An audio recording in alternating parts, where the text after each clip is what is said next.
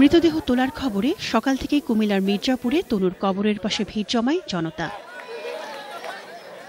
সকাল 11টার দিকে তনুর মৃতদেহ তোলা হয়। সে সময় ঢাকা সিআইডির বিশেষ পুলিশ সুপার, জেলা পুলিশ সুপার, নির্বাহী ম্যাজিস্ট্রেট সহ তনুর বাবা উপস্থিত ছিলেন। হত্যাকারীরা এখনো ধরা না পড়ায় ক্ষোভ জানান তনুর বাবা।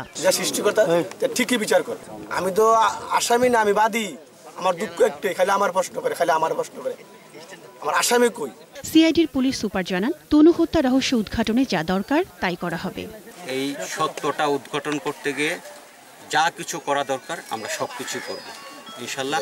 আপনারা দোয়া করবেন। আপনাদের কাছেও যদি কোনো ইনফরমেশন থাকে আমরা আমাদেরকে দিবেন। পরে মরদেহ নিয়ে যাওয়া হয় কুমিল্লা মেডিকেল কলেজ হাসপাতালের মর্গে। সেখানে ডিএনএ এবং অধিকতর আলামত সংগ্রহ করা হয়। এদিকে তনু হত্যার বিচারের দাবিতে যাত্রাপুর উচ্চ বিদ্যালয়ের শিক্ষার্থীরা বিক্ষোভ করে। বিএনপির উদ্যোগে প্রতিবাদ মিছিল হয় কুমিল্লা শহরে। এছাড়া রাজবাড়ী, কুষ্টিয়া, কুড়িগ্রাম, জামালপুর, হবিগঞ্জ সহ বিভিন্ন স্থানে মানববন্ধন করে শিক্ষার্থী সহ বিভিন্ন শ্রেণী পেশার মানুষ।